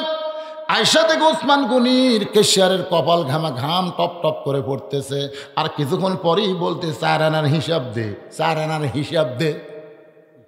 গরিব কয় 1-8 ঘন্টা হলো যে ওসমান 4 আনার হিসাব ছাড়তেছে না, কেশিয়ার ঘামা যায় তাও ছাড়ে না। ই যে কৃপণ ভাই, এর কাছে 2000 টাকা পাওয়া তো দূরের কথা, চিঠি দেখলে হয়তো বেহস হবে। নবীর কাছে আর যাবো না, নবীর কাছে গেলে নবী আবার পাঠাবি, কারণ না খেয়ে বসে থাকা ভালো, এ অজাতা ঘোরা ভালো নয়। আমি এক ফকিরকে দেখছি এক দরজাত ভিক্ষা নিয়ে 2 দরজা বাদ দিয়ে আর এক দরজাত খাড়া হয়। আমি বললাম কে ভাই এর মাঝখানে 2 বাড়ির দরজা বাদ দিলে কেন? ফকির হন তাহলে বুঝবেন। আমি কই ফকির হইয়া বোঝা লাগবে কি, এখন বোঝা যাবে না? বলে হুজুর কমপক্ষে 10 দিন এই 2 বাড়ির দরজাত ভিক্ষা চাচ্ছি, বাড়ির থেকে এক মেয়ে মানুষ কয় মাফ করো মাফ করো। তো যারা ফকিরের কাছে মাফ চাই এই শালাকের চাইতে বড় ফকির দুনিয়ার নেই। আমি ওই 2 বাড়ির তালাক দিছি হুজুর, 3 তালাক 3 তালাক 3 তালাক 3, কারণ আমার সময়ের দাম আছে, ওয়াজটা আমি ঘুরবার পারবো না। যেই দরজাত ভিক্ষা আছে আমি সেই দরজাত খাড়া হবো। সুবহানাল্লাহ। 2 বার আসছে কেশিয়ারকে ছাড়তেছে না। আবার গোপন রাস্তা যখন পালাবার চাই এমন সময় দেখে রাস্তার মাথায় হযরত আলী দাঁড়ায় আছে। আলী বলতে যে ভাইজান আমার হাসান হোসাইন আজকে 2 দিন হলে কোনো কিছু খাইনি ভাই, তুই যে 2000 টাকা পালি, আমি চিঠি লিখে দেওয়ার কারণে 2টা দিরহামকে আমাকে হাদিয়া দেওয়া যায় না। গরিব চিঠি বাইর করে কইলে আলী কয় কে রে চিঠি কে টাকা? 2 বার গেছি রে, 4 আনার জন্য কেশিয়ারকে ছাড়ে না। আলী বলতে যে পাগল রে চিঠি কি ওসমান রে দিছ? বলে দেওয়ার পরিবেশ পাইলাম না। ও পাগল নবীর সাহাবী শোনো, আল্লাহ নবী যেইগুলো কাম করে এগুলো নবী করে না রে, আমার আল্লাহ করা। যা যা না গেলে বুঝতেছেন আসাদুল্লাহ গালিব। গরিব লোকটা ভয়ে ওসমান গনির দরবারে গিয়ে দেখে কেশিয়ার ওসমান গনি 2 জন আল্লাহর জিকির করতেছে। আল্লাহ আল্লাহ হিসাব মিলিছে, আল্লাহ হিসাব মিলিছে, আল্লাহ আলহামদুলিল্লাহ। 4 আনার হিসাব মিলেছে কেন? কি জন্য 4 আনার জন্য এরকম করে ধরছে? কারণ যাদেরকে আল্লাহ সম্পদ দিয়েছে তাদের হিসাব করে করে যাকাত দেওয়া লাগবে। ধরে কোন ঠিক কিনা? 4 আনারও হিসাব করা লাগবে। গরিব সাহাবী সালাম দিয়ে ওসমান গনির হাতে চিঠিখানা দেয়। ওসমান গনি চিঠি হাতে নিয়ে চিঠিতে একটা চুমু দিয়ে বলতেছে, ভাইজান এই চিঠি কে পাঠাইছে ভাই? গরিব বলতেছে, নিচের দিকে দেখেন আল্লাহ নবীর নাম লেখা আছে, আল্লাহ নবী এই চিঠি পাঠাইছে। সঙ্গে সঙ্গে ওসমান গনি চিঠিতে চুমু দিয়ে বলে, ভাইজান এই চিঠি কে পাঠাইছে ভাই? গরিব বলতেছে, তোমার কি চোখ নাই? ভালো করে তাকায় দেখো, চিঠির নিচে আল্লাহ নবীর নাম লেখা আছে। ওসমান গনি চুম্বন দিয়ে বলে, ভাইজান এই চিঠি কে পাঠাইছে ভাই? গরিব মনে মনে কয়, চিঠির মধ্যে 2000-এর অঙ্ক দেখা মনে হয় পাগলা আছে। আল্লাহর নবী এই চিঠি পাঠাইছে। সঙ্গে সঙ্গে ওসমান গনি চিঠিতে চুমোতে বলে, ভাইজান এই চিঠি কে পাঠাইছে? গরিব বলতেছে, এর আগে 2বার আইছি রে কৃপন, তুই কিসেরকে 4 আনার জন্য ছাড়িস নাই? এখন চিঠির মধ্যে 2000 টাকার অঙ্ক দেখে তোর মাথা খারাপ হয়ে গেছে, আর তোর টাকার আমার দরকার নাই। এই বলে গরিব রাগ করে নবীর দরবারে গিয়ে বলে, রাসূলুল্লাহ আপনি দিবার পারেন না ঠিক আছে, কিন্তু ওই মহান ব্যক্তি কৃপনের কাছে আমার কেন পাঠাইলেন? নবী বলতেছে, খবর কি? সমস্ত খবর যখন আল্লাহ নবীর কাছে সাহাবী কয়, নবী চোখের পানি নিয়ে বলে, আল্লাহ আমার ওসমান তো এমন হওয়ার কথা নয়, আমার ওসমান তো এমন হওয়ার কথা নয়। এই কথা বলে নবী যখন কান্দে, এমন সময় ওসমান গনি 1 বস্তা টাকা মাথায় করে নবীর দরজায় দাঁড়ায় আছে। আল্লাহ নবী বলে, ওসমান তোমার এই ভাইকে আমি 2000 টাকা দান করার চিঠি লিখছি বাজান, তুমি 1 বস্তা টাকা কেন নিয়ে দাঁড়াইছো? ওসমান গনি বলে, রাসূলুল্লাহ চিঠি পাওয়ার সঙ্গে সঙ্গে আমি 2000 টাকার নিয়ত করেছি, আর মনে মনে নিয়ত করেছি আপনার পবিত্র নাম যতবার বলবে, কারণ আপনাকে আমার এতই ভালো লাগে হুজুর, আপনার নাম যখন কেউ আমার সঙ্গে উচ্চারণ করে আমার দরুদ পড়া ওয়াজিব হয়ে যায়। আমি নিয়ত করেছিলাম যতবার আপনার নাম বলবে ততবার 2000 করে টাকা বাড়ায় দিব।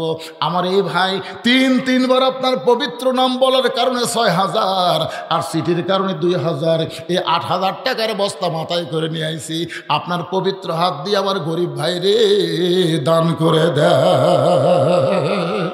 গরিব কান্দে, নবী কান্দের বলে, আল্লাহ আমার ওসমানকে আমি কি দিব? আল্লাহ আমার তো দেওয়ার কিছু নাই, আমি পেটে পাথর বেঁধে বসে আছি। আল্লাহ বলে, হাবিব আপনার কিছুই দেওয়া লাগবে না, যে আপনার নাম শুনে মহব্বতে 2 করে 1000 টাকা দান করে, আমি আল্লাহ আমার জ্ঞানী ডিগ্রি ওসমানকে দিয়া দিলাম। লিল্লাহ সেই ওসমান হাত ধরে আছে কার? মনে ভুলে গেছে। মনে ভুলে গেলে হবে? এইভাবে হাত ধরে আছে আর মনে মনে বলতেছে, আল্লাহ আমার যোগ্যতায় তোমাকে দেখতে পাই না, আজকে দেখমো আল্লাহ, ইও দেখতে আমাকেও দেখাবে। সাল্লাল্লাহু আলাইহি না কেন?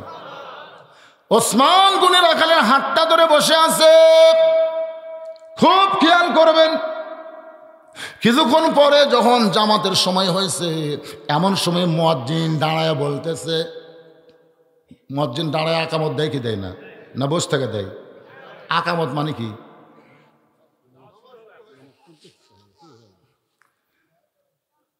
এই একজন বলতেছে দাঁড় করান, ওই সময় কতগুলো সিয়ারত বসে হেলানতে থাকে, দেখবেন কতগুলো থাকে না? আপনাকে এলাকাত মনে নাই? বেশি অসল লোকের জন্য তো জামাত ওয়াজিব না, বেশি অসল যারা তাদের জন্য জামাতে নামাজ ওয়াজিব। আল্লাহ কোরআনে, এ ভাই এই আপনার ওটা বসা করেন কে ভাইরা? এই আপনার আমার ওয়াজকে আপনার বুঝতে পারতেছেন না? ওসমান গনির মতন মহামানব একটা রাখালের হাত ধরে বসে আছে, আর আপনারা লাভ দেওয়াটেন কি মরদ হচ্ছেন আপনারা? 2 ঘন্টা পেশাব বন্ধ করে বসে থাকা পারেন না, আপনার কি মরদ রে? ঘন ঘন যেই মরদ পেশাব করে আর বউ পালা খুব কঠিন।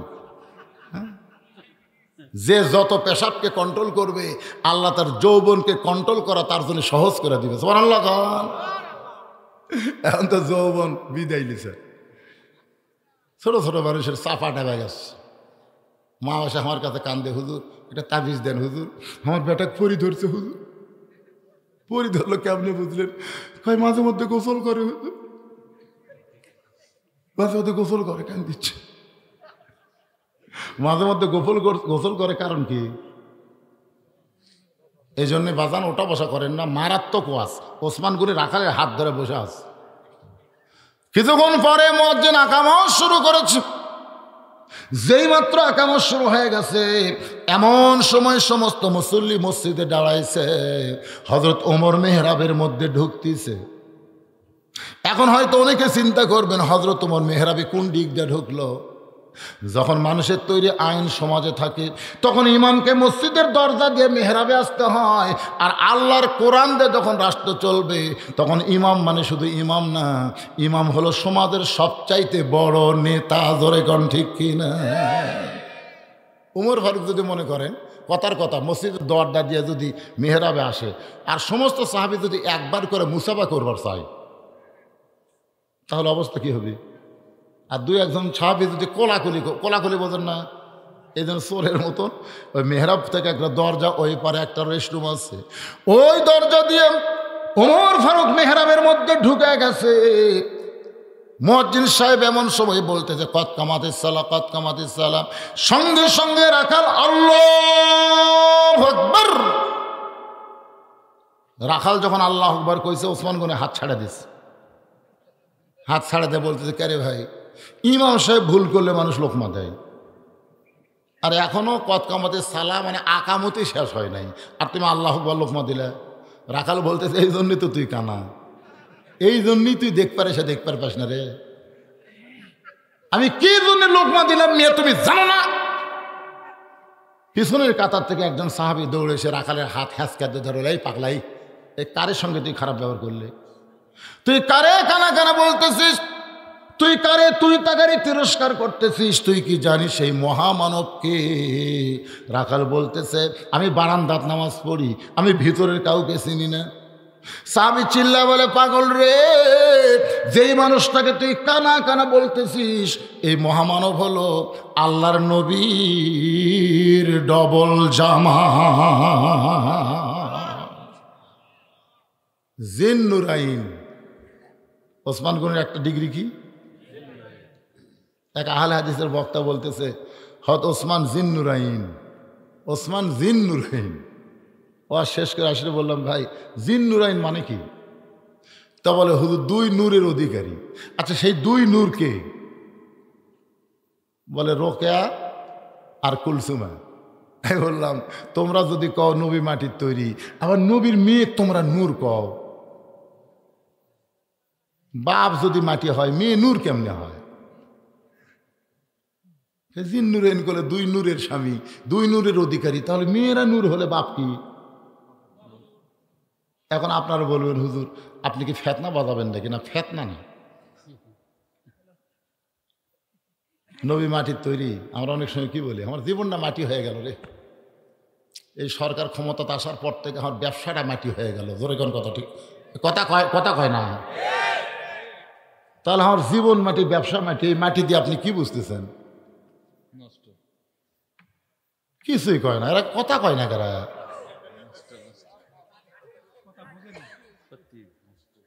জীবন মাটি রে, এত লেখাপড়া করলাম, চাকরির ঘুষ চাই রে, আমার জীবন মাটি রে। নবী মাটি দিয়ে তৈরি? একজন মানুষকে আল্লাহ মাটি দিয়ে তৈরি করছে, একজন মানুষ, তার নাম হলো আদম, তা মাটি দিয়ে তৈরি করেনি। হাওয়াকে আল্লাহ তৈরি করছে আদমের হাড্ডি দিয়ে, বেঁকা হাড়। জোরে কোন কি হাড়? একবার সাহাবীরা জিজ্ঞেস করলেন, ইয়া রাসূলুল্লাহ, আদমকে আল্লাহ মাটি দিয়ে তৈরি করলো আর হাওয়াকে আল্লাহ হাড় দিয়ে তৈরি করলো, এর ভিতরে কারণ কি? আল্লাহ রাসূল বললেন, কারণ হলো মাটির উর্বরা শক্তি হলো বাহিরে। পুরুষ মানুষ যত বাহিরে থাকবে, তত পুরুষের দাম আল্লাহ বাড়ায় দিবে। ধরে খান সুবহানাল্লাহ। মাটির উর্বরা শক্তি কিন্তু ভিতরে নাই। ঘরের মধ্যে আপনি সার খোল যতই দেন, গাছ লাগালে গাছ হবে, আর বেড়ে। তো পুরুষ মানুষ আদমকে আল্লাহ কি দিয়ে তৈরি করছে? মাটি দিয়ে। আর মা হওয়াকে আল্লাহ কি দিয়ে? হাড় দিয়ে। হাড় বেঁকা বাদ দেন, ও বেঁকা টেকা করার দরকার নেই। হাড় দিয়ে তৈরি করেছে। হাড়ের সৌন্দর্য কি ভিতরে না বাইরে? অ্যাক্সিডেন্ট হয়ে যদি কারো একটা হাড্ডি বের হয়, আপনার বলেন তো ওই হাড্ডি কি ডাক্তার বেড়াতে হয়? অন্য জায়গার চামড়া কাটা হলো এ হাড্ডি ঢেকে দেয়। তার মানে কি, হাড় যত ভিতরে থাকবে হাড়ের সৌন্দর্য তত বেশি হবে। মেয়েরা যত পর্দায় থাকবে মেয়েদের সৌন্দর্য আল্লাহ তত বাড়ায় দিবে। আর পুরুষ মানুষ যত বাহিরে থাকবে, বাতিলের বিরুদ্ধে বাহিরে আন্দোলন করবে, আল্লাহ সেই পুরুষের সৌন্দর্য বাড়াইয়া দিবে। ধরে কোন কথা ঠিক? সঙ্গে সঙ্গে রাখাল ছোট বাচ্চার মতন কাঁদতেছে, চিল্লায় বলতেছে, আমি বারান্দায় নামাজ পড়ি, আমি ভিতরে ঢোকার সাহস পাই না। ভিতরে নবীর দামি দামি সাহাবী, আমি একজন রাকাল সাহাবীর সাথে কেমনে দাঁড়াই? আমি কিন্তু ভিতরে ঢুকবার চাইনি ভাই। আজকে ওসমান গনির সঙ্গে যে আমি বেয়াদবি করলাম, এটা বেয়াদবি করার পেছনে কারণ হলো ওই পথিক। উমর ফারুকের দিকে রাখাল আঙ্গুল তুলে বলতেছে, ওই পথিক আমার সর্বনাশ করছে। ওই পথিক আমারে কইছে, উমরকে যদি দেখবার চাও তাহলে ফজরের নামাজ সামনে কাতারে আদায় করো। শুধু হযরত উমরকে এক নজর দেখার জন্যে আমি ফজরের নামাজ সামনে কাতারে আদায় করতে এসেছি। কিন্তু উমরের জায়গায় যদি পথিককে আমি দেখতে পাই তাহলে তোমরাই বলো লোকমা দেওয়া ছাড়া তোমার উপায় নাই। আমি আল্লাহ আকবার লোকমা দিয়া ওই পথিককে ওই জায়গা থেকে সরাইয়া দিয়া ওই জায়গায় হযরত উমরকে একটা নজর আমি দেখতে চাই। হাজার হাজার সাহাবীরা কাঁদতেছে। সমস্ত সাহাবীরা যখন কান্দে, রাখাল চিল্লে বলে, আল্লাহ, বারান্দায় নামাজ পড়া ভালো, এই ভিতরে কেন কান্দা কান্দি শুরু হয়ে গেল? বারান্দায় নামাজ পড়া ভালো, এই ভিতরে কেন কান্দা কান্দি শুরু হয়ে গেল? ওসমান গনি বলে, রাখাল ভাই, ভিতরে কান্দার কারণ হলো তুমি যারে পথিক পথিক বলতেছো তিনি হলেন হযরত ওমর। গাছের গোড়া কাটলে গাছটা ঠাস করে যেমন পড়ে যায়, রাখাল তেমনি পড়ে গেছে মেহরাবের মধ্যে। কাটা মুরগির মতন ছটফট করে বলতেছে, ইয়া আমিরুল মুমিনিন, আমি আপনাকে তওবা পড়াইছি, আমি আপনাকে মুনাফিক কইছি, আমি আপনাকে ভণ্ড কইছি, এত কথা বলেছি গো আমির, এই অধম রাখালকে আপনি কিছুই বলেননি। সমস্ত সাহাবেরা চিল্লাইয়া বলতেছে, কে রে, কোন বেদব মেহরাবের ভিতরে কারে তওবা পড়াইছে, কারে মুনাফিক কইছে, কারে ভণ্ড কইছে, কে রে, কে? সমস্ত সাহাবীরা চিল্লা উঠছে। ওমর ফারুক জোরহাত করে বলতেছে, আতিউল্লাহ ওয়া আতিউর রাসূল ওয়া উলিল আমরি মিনকুম, আল্লাহর আনুগত্য করো, নবীর অনুসরণ করো, আমি যে তোমাদের আমির এটা কি তোমরা মানো? সমস্ত সাহাবীরা বলতেছে, 1 কোটি বার মানি, 1 কোটি বার মানি। উমর ফারুক বলতেছে, 1 কোটি বার যদি মানো, যদি তাহলে আমাকে তওবা পড়াছে, আমাকে মুনাফিক কইছে, আমারই ভণ্ড কইছে, এর বিচার হবে আল্লাহর কোরআন দিয়ে। সুবহানাল্লাহ খান। বাংলাদেশের আইন দিয়ে বিচার না, যে চোর বাট্টার হলে জামিন পায় আর আলেমগুলা হাত করা লাগায় জেলখানায়। জোরে খান কথা ঠিক কিনা? গতকাল রফিকুল ইসলাম মাদানির সাইজ দেখছেন? যারা ফেসবুক দেখছেন, আমি এটা আবার ছেড়ে দিছি, আমিও ছাড়ছি। আপনার আমার আইডি যাদের সাথে আছে দেখবেন, একটা ছোট্ট মানুষকে গলাত বেড়ি দিয়ে, সেখান থেকে রড দিয়ে, পাঁত আবার শিকল দিয়ে, ডান্ডা বেড়ি দিয়ে নিয়ে আসতেছে। কি অপরাধ, কি অপরাধ? একটাই অপরাধ হলো কোরআনের মাহফিলে হক কথা বলেছে, নেতাদের চরিত্র তুলে ধরেছে। জোরে কথা কন না কেন? চুরি করছে, ডাকাতি করছে, মানুষ খুন করছে না। ওমর ফারুক বললেন, আমারই তওবা পড়াইছে, আমারই মুনাফিক কইছে, আমারই ভণ্ড কইছে, আর বিচার হবে, এর বিচার হবে, তবে মানুষের তৈরি আইন দিয়ে নয়, আল্লাহর কোরআন দিয়া। এই বিচার কি তোমরা দেখবার চাও? সমস্ত সাহাবীরা বলে, দেখবার চাই মানে? ওমর ফারুক বললেন, কখন দেখবা? নামাজের আগে না নামাজের পরে? এর একসঙ্গে কয়টা কে উঠল রে? এই কে রে? কিসের মাদ্রাসার ছাত্র? এই সময় ওটা হবে না? না, এই এক পাল একসাথে উঠলে বরকত থাকবে। আশ্চর্য, এরকে হুজুর তা কবিতাই, এরকে হুজুর ওই মুরগি আর মুরগির বাচ্চা যেরকম। আমি যে এত বড় একটা হুজুর ওরকে বসবার করছি, আর বসবি না, ওরকে হুজুর তা কবিতাই। আমি অনুরোধ করবো, এরকম হাফেজ বাচ্চাদেরকে ওয়াজ শোনা লাগবে না তো। এদের ওয়াজ শোনার কোনো দরকার নাই, এরা নিজেরাই একটা করে ওয়াজ। আমার মাদ্রাসা আছে, হাফিজের মাদ্রাসা, আমি নিজের চোখে দেখছি। এই ছোটো ছোটো বাচ্চারা এরা বেগুনা মাসুম, সুবহানাল্লাহ কর না কেন? আমি জীবনে বহু ওয়াজ ওদের কাছে শিখেছি। ওরা আমার কি ওয়াজ শুনবি রে, ওদের কাছে ওয়াজের ফ্যাক্টরি আছে।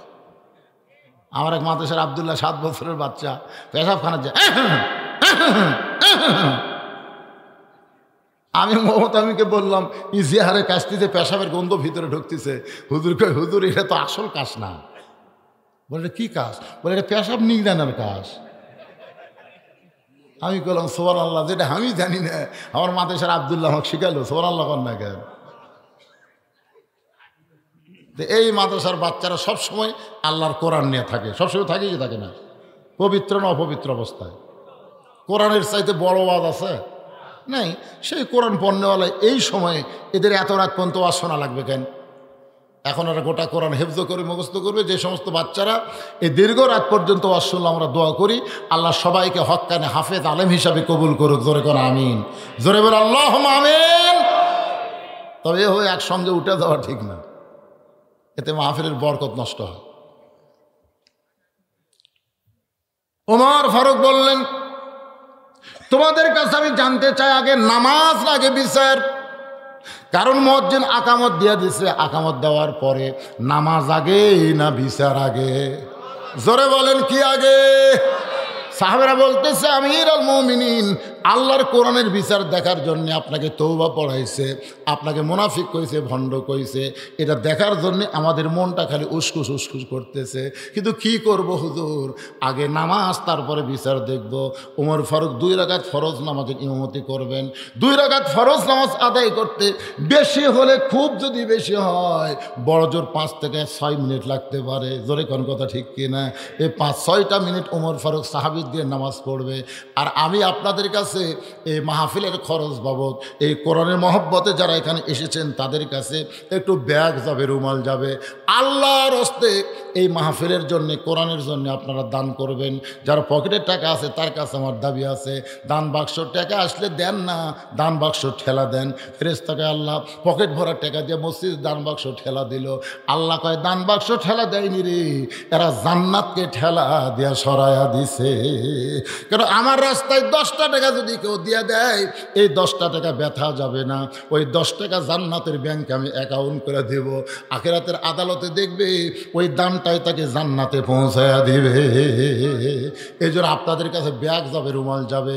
এই মাহফিলের জন্য, কোরআনের মাহফিলের জন্য ভাইজান 10 টাকা, 20 টাকা, 50 টাকা, 100 টাকা, যদি কেউ 500,000 টাকা দান করেন তাহলে এই টেজে এসে আপনারা দিবেন, ব্যাগের মধ্যে দিবেন না। দোয়া করব বাপ মার জন্য, যাদের বাপ মা কবরে গেছে, আমার মায়েরা বোনেরা যারা পর্দার অন্তরালে ওয়াজ শুনতেছেন, মা সবাইকে বলবো আল্লাহর হস্তে, আল্লাহর ওলির মাজারকে কেন্দ্র করে আজকের এই জান্নাতের বাগান লাগছে। মেহেরবানি করে আপনার নিয়ত করে দান করবেন। দানকারী গো পিতা মাতা, সুখে রাইকো কবরে, নূরের টুপি পরাইয়া উঠা বিন্দু হাসরে। মাত্র 6 মিনিট টাইম দিছি, মাত্র 6 মিনিট। আপনার লোক কোথায়? কে রে, কোথায় রে, কোথায় রে? ব্যাগ ধরতেই যদি 5 মিনিট যায়, তো 6 মিনিটে কাম কেমনে হবে? আল্লাহর হস্তে আপনারা দান করবেন, যিনি যা পারবেন, জোর জবস্তি নাই। আমি খালি 2,000 টাকা আপনাদের মধ্যে চাইলাম। এমন কোনো পাগল যদি থাকে আজকের কোরআনের মাহফিলে 2,000 টাকা দান করবেন, আল্লাহ ওসমান গনির সঙ্গে জান্নাত দিয়ে দিবে। 2,000 টাকা দান করার কেউ নাই? ওসমান গনি কয় বাকি না লগত? বাকির নাম কি ফাঁকি? মানে এখানে 2,000 টাকা হলে কেউ আসেনি মনে হয়। আপনার উঠেন কেন ভাই রে? সাহাবীরা বসে আছে রে। উমর ফারুক আল্লাহর কোরআন দিয়ে বিচার করবে। আপনারা বাংলাদেশে বহু বিচার দেখছেন, কোরআনের বিচার দেখছেন? তাকে দেখেন কি বিচার দেখছেন বাংলাদেশে। আমার ওয়াজে আপনারা শোনেন নাই যে 6 বছর ধরে আম বাগানে চাষ করছে, 6 বছর। জ্যৈষ্ঠ মাসে দেখবার গেছে আম ধরছে কিনা, যায় দেখে গাছের ডালে বসে এক ছেলে পাকা আম পাড়তেছে আর ব্যাগের মধ্যে তুলতেছে। বাগানের মালিক আমি খাইনি, বছর কেউ খায়নি, আর আমার গাছে ছিল তুই আম পাড়তেছিস, তোর বাপকে গিয়ে বিচার দেব। ছেলে খালি মুসকে মুসকে হাসে। বাগানের মালিক বলে হাসিস কেন?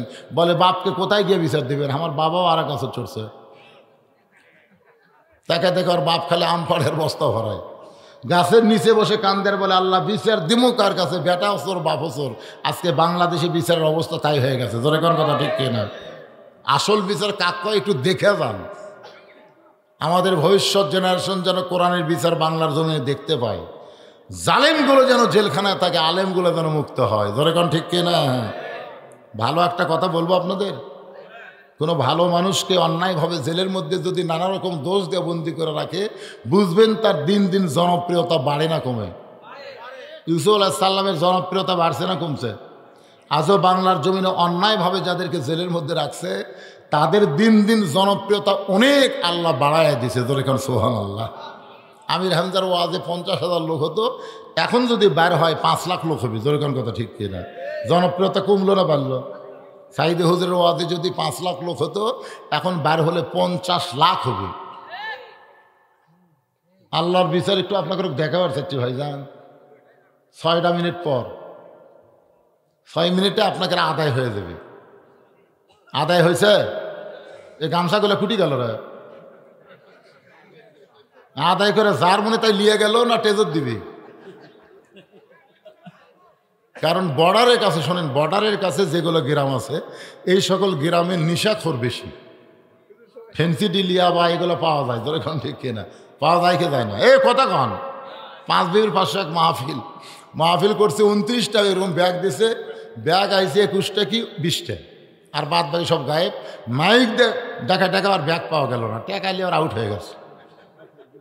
তা আপনারা যে কয়টা দিয়েছেন সে কয়টা ফেরত যাচ্ছে কিনা দেখেন। মাশাআল্লাহ, সুবহানাল্লাহ। টেকার বস্তা বারে, আস্তে ঢালো আস্তে ঢালো আস্তে ঢালো।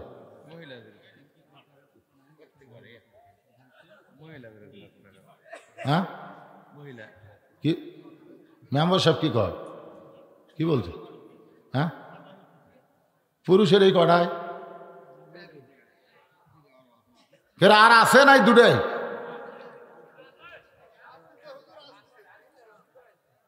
হ্যাঁ, আসো বাবা, আসো আসো আসো। সোনার সানেরা যারা যারা আদায় করছেন নিয়ে আসেন। মেয়েদের মধ্যে আপনারা কাক ফাটালেন। মেয়ে মানুষের কাছে এমন বুড়া পাঠান লাগবে, মেয়ে মানুষ দেখলে তার চেতে না, এরকম বুড়া আদায় করে পারবে। আর এমন ছোট মানুষ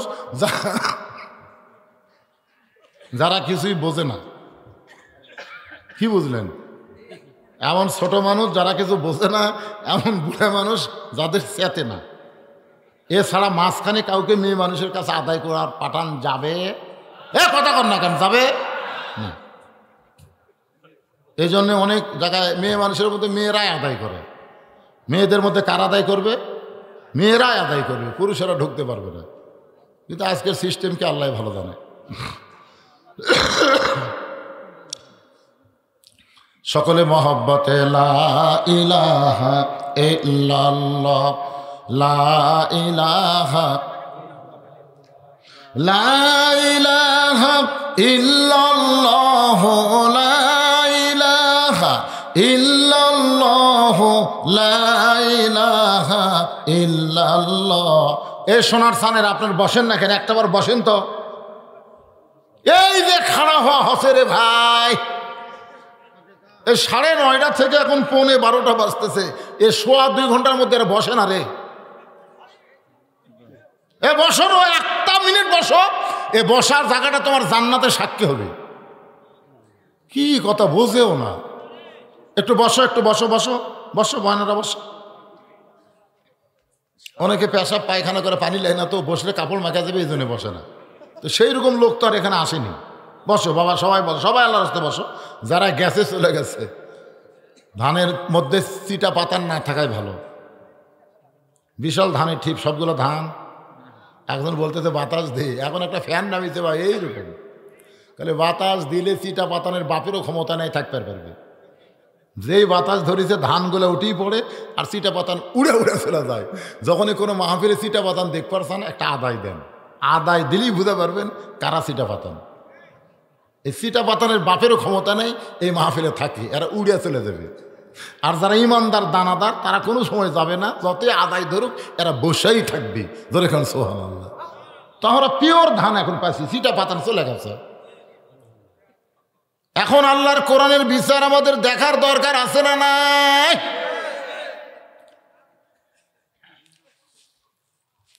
ফজরের 2 রাকাত নামাজের সালাম ফিরাইছে হযরত ওমর। আল্লাহ রাসূলের আদর্শে সুন্নতের মধ্যে সুন্নতে নবী, আমার ভাইটা বলছেন যে কোরআন এবং সুন্নতে নবী থেকে আলোচনা করবেন। এত সুন্দর কথা বাংলার জমিনে সবাই বলতে পারে না, কেবলমাত্র ইশকে রাসূল যাদের কলিজায় তাদের জবান দিয়ে এমন সুন্দর কথা প্রকাশ পায়। সুবহানাল্লাহ কন। সুন্নতে নবী, আমার নবীর সুন্নাত। ফজরের নামাজের পরে, আসরের নামাজের পরে সাহাবীর দিকে মুখ ঘুরে বসা, সাহাবীর দিকে মুখ ঘুরে বসা, এটা হলো সুন্নতে নববী। বলেন সুবহানাল্লাহ। আসরের নামাজের পরে নবী বয়ান করতেন, আর ফজরের নামাজের পরে নবী আলোচনা করতেন। বয়ান মানে ফজিলতের বয়ান। ফজিলত বোঝেন? ফজিলত ওদের বিশ্ব ইজতেমা হলো, কি ইজতেমা? বিশ্ব ইজতেমা হলো। ওই জায়গার মধ্যে খালি ফজিলত, সুবহানাল্লাহ বললে কত লাভ, আলহামদুলিল্লাহ বললে কত সওয়াব, আল্লাহু আকবার তো কয় না, আল্লাহু আকবার কিন্তু কয় না। আল্লাহু আকবার খালি একটা তাকবীর দিলে বর্তমান সরকার ওই জায়গাতে ইজতেমা করবার দিবি না। জোরে খান কথা ঠিক কি না? আপনারা খেয়াল করে শুনছেন, ওই জায়গাতে কিন্তু আল্লাহু আকবার হয়নি। সুবহানাল্লাহ, ও 1 কোটি বার সুবহানাল্লাহ বললেও শয়তান বেজার হবি না, বরং যে আলহামদুলিল্লাহ সুবহানাল্লাহ বলবি, শয়তানের কাছেই বসে থাকবি। আল্লাহু আকবার যদি খন, বাবা শয়তানে এত জোরে দৌড় মারবি, পিছন তার বাতাস বাড়াবি। আল্লাহু আকবারকে শয়তান খুব ভয় করে। আজকে বাংলাদেশে অনেক দলে আল্লাহু আকবার নাই। জোরে কোন কথা ঠিক, কথা কন না কেন? আল্লাহর বিচার দেখার আগে একটু কথা কওয়া লাগবে, মুখ খোলা লাগবে। তো ফজিলতের বয়ান আসরের পরে নবী করতেন। ফজিলতের দরকার আছে না নাই? সূরা মুলকের ফজিলত, সূরা ইয়াসিনের ফজিলত, সূরা ওয়াকিয়ার ফজিলত, এগুলো ফজিলতের ওয়াজ করতেন নবী আসরের পরে। অল্প হায়াতের মধ্যে আমরা বেশি সওয়াব যেন কামাই করতে পারি, তাই বলে এরকম ফজিলতের কথা কেউ যদি বলে যে মক্কার হেরেম শরীফের মধ্যে 1 ওয়াক্ত নামাজ পড়লে 1 লক্ষ ওয়াক্তের সওয়াব, মদিনার মানে হেরেমের মধ্যে মসজিদ নববীর মধ্যে 1 রাকাত পড়লে 50,000 সওয়াব, আর বিশ্ব ইজতেমায় যদি 1 রাকাত পড়ে তাহলে এত কোটি রাকাতের সওয়াব। কয় কোটি? 49 কোটি। আচ্ছা, তাহলে এটা কি মক্কা মদিনার চাইতেও বেশি দামি হলো নাকি? কথা কয় না বারে, কথা কয় না রে পাগলারা রে। আজকে ওই বিশ্ব ইজতেমায় যদি খালি বলতো যে সমস্ত নিরপরাধ আলেমদেরকে জেলখানায় বন্দি করা হয়েছে তাদেরকে ছেড়ে দেওয়া হোক, এই কথা খালি একবার যদি বলতো, পরের বছর থেকে ইজতেমা মাটির মার্কেট গড়ে উঠবে। জোরে কোন কথা ঠিক কি না? আমাকে একজন বলতে, তো হুজুর এই যে লিভার কোম্পানি চট দেয় আর ব্রাদার্স কোম্পানি ফুটি দেয় বিশ্ব ইজতেমায়, এরা কোন গ্রুপ? আমি বললাম ভাই এরা হলো ইহুদি গ্রুপ। ধরে কোন গ্রুপ? ইহুদি গ্রুপ এটা কেন দেয়? বলে এই জন্যই দেয়, ওরা ইসলামকে কোণঠাসা করে রাখবার চাই। মুসলমান মানে নামাজ রোজা হজ জাকাতের মধ্যে, আল্লাহর মধ্যে মুসলমান। মারাত্মক ষড়যন্ত্র চলতেছে, মারাত্মক। আমরা বুঝতে পারতেছেন না। ফরিদপুর এটা এনা, চাঁদ এটা হচ্ছে কুমিল্লা, চাঁদপুর এখন চাঁদপুর একটা ভিন্ন জেলা হচ্ছে। ওই জেলায় একটা মসজিদ আছে ফরিদগঞ্জে, কেন্দ্রীয় মসজিদ। ওই মসজিদের ইমাম ধরা পড়ছে। 12 বছর ইমামতি করার পরে ধরা পড়ছে। ধরা পড়তো না, কিন্তু ইমাম কতগুলো লাগামহীন কথা বলছে। প্রথম কথা হলো ইমামতি করে টাকা নেওয়া জায়েজ নাই। কি ওয়াজ করছে? ইমামতি করে টাকা নেওয়া জায়েজ নাই, এটা প্রথম ওয়াজ। দ্বিতীয় জুম্মায় ওয়াজ করছে গরিব ইমামের পিছনে নামাজ পড়া জায়েজ নেই।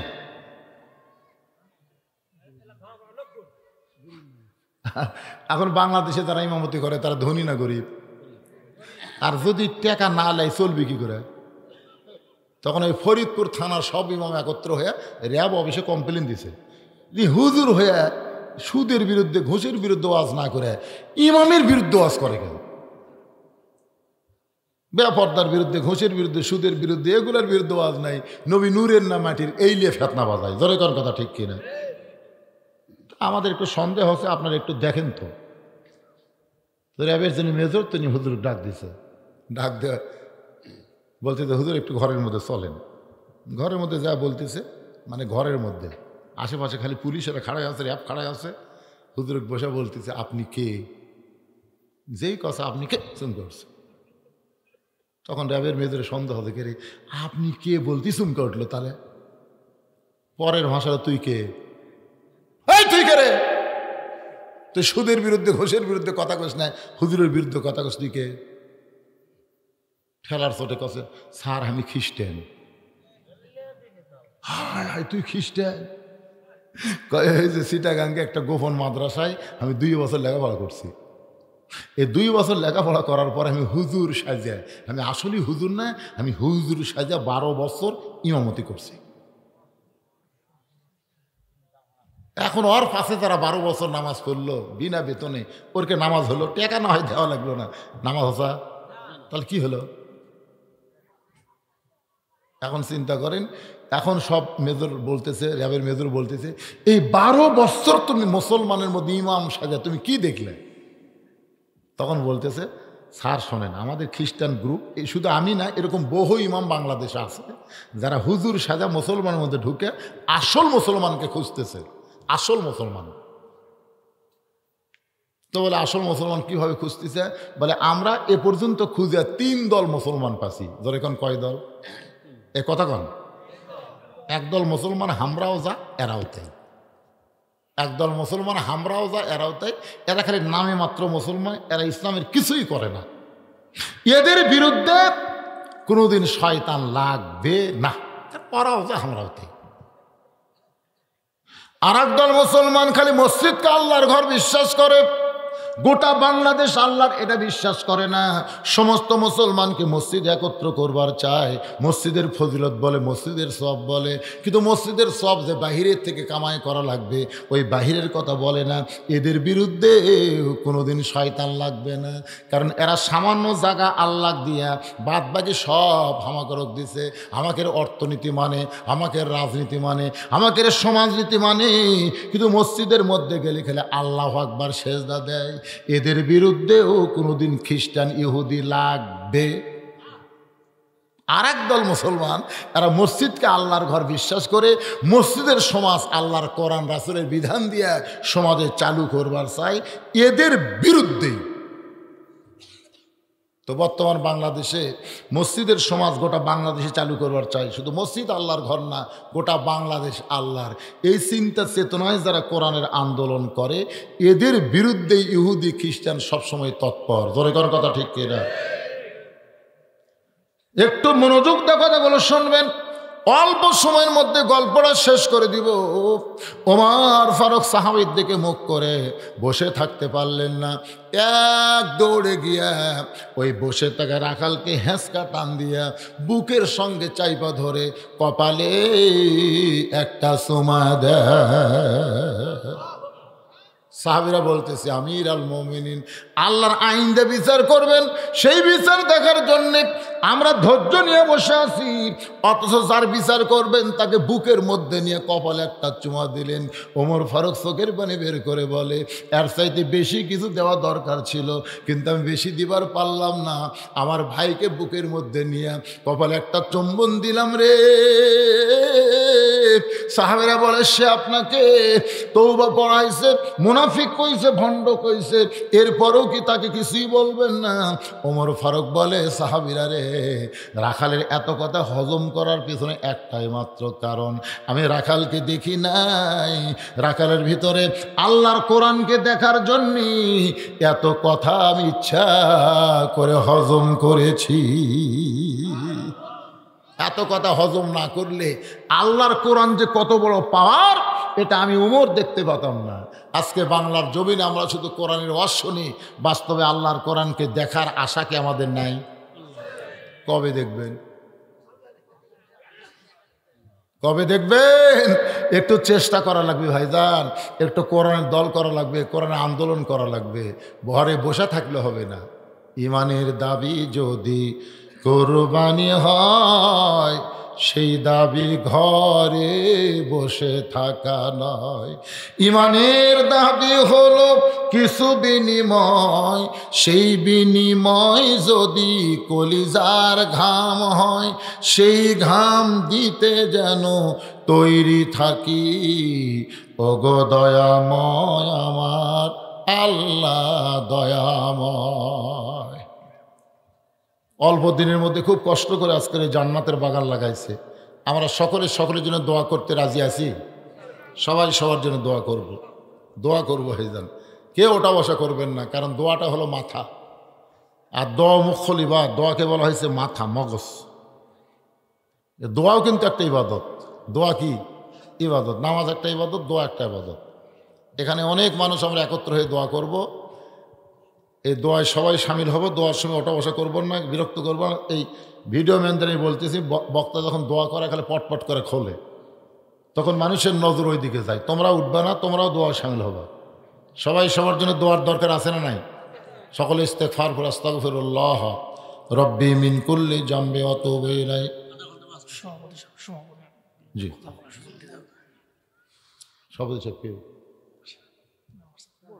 এই মেম্বার সাহেব কিছু বলবেন না? মনে আপনি কিছু বলবেন না? সভাপতি সাহেবের সমাপ্তি বক্তব্য। এই দাও মাইকটা একটু চালু করে দাও। ফু দেন, সুইচ দেন।